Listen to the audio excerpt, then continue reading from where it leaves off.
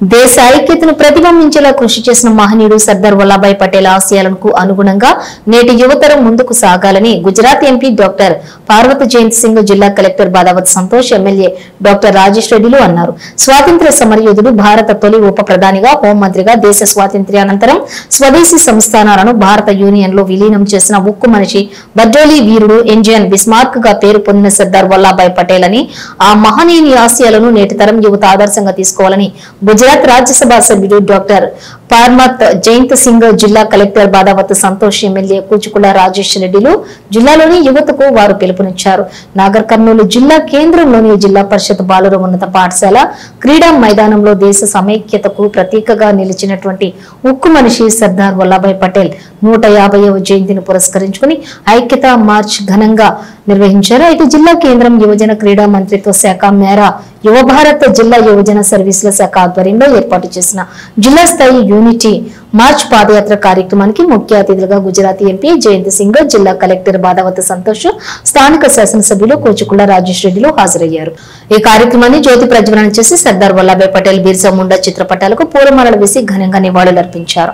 అనంతరం జిల్లా పరిషత్ ఉన్నత పాఠశాల క్రీడా మైదానం నుండి ప్రధాన రహదారి గుండా గాంధీ పార్క్ వరకు పాదయాత్ర కొనసాగించారు. ఈ పాదయాత్రలో వారితో పాటుగా అదనపు ఎస్పీ వెంకటేశ్వర్లు, వివిధ శాఖల జిల్లా అధికారులు, విద్యార్థులు, యువజన సంఘాల ప్రతినిధులు భారీ ఎత్తున పాల్గొని వందే మాత్రం, జై హింద్ అనే నినాదాలతో నాగర్ కర్నూలు పట్టణ కేంద్రం మార్మోగేలా ఉత్సాహంతో నినదించారు.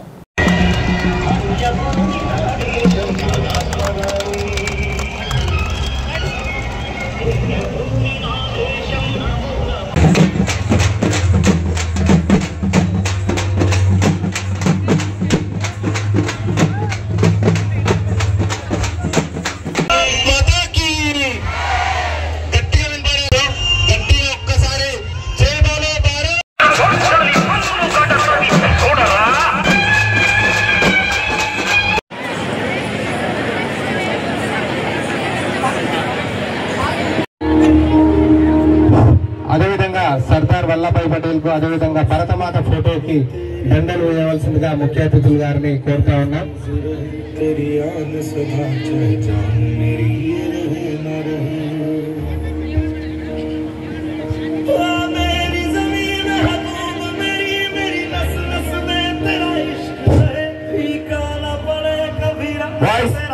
Children, stand. Attention.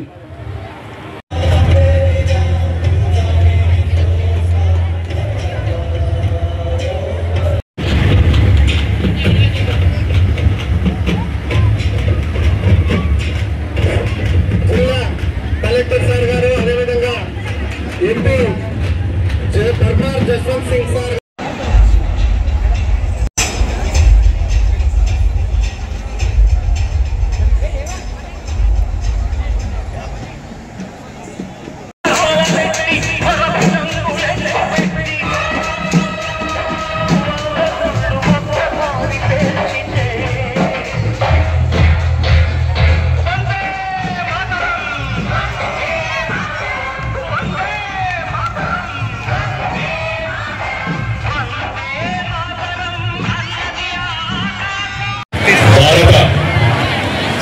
Affair ministry తరఫున సర్దార్ వల్లభాయ్ పటేల్ యూనిటీ మార్చ్ నిర్వహిస్తూ ఈరోజు నాగర్ కర్నూల్ పట్టణానికి చేరుకొని ఆ యొక్క సభకు ముఖ్య అతిథులుగా వచ్చిన జస్వంత్ సింగ్ రాజ్యసభ సభ్యులు గారు, అదేవిధంగా మన జిల్లా కలెక్టర్ పెద్దలు సంతోష్ గారు, వేదిక అలంకరించిన డిఎస్పీ గారు, వివిధ అధికారులు, ఇక్కడ విచ్చేసిన పిల్లలు, నాయకులు, ప్రతి ఒక్కరికి హృదయపూర్వక నమస్కారాలు, ధన్యవాదాలు చెప్తూ, మొన్ననే నెల క్రితం నేను కూడా ఒక వల్లభాయ్ పటేల్ గారి స్టాచ్యూ దగ్గర పోవడం జరిగింది.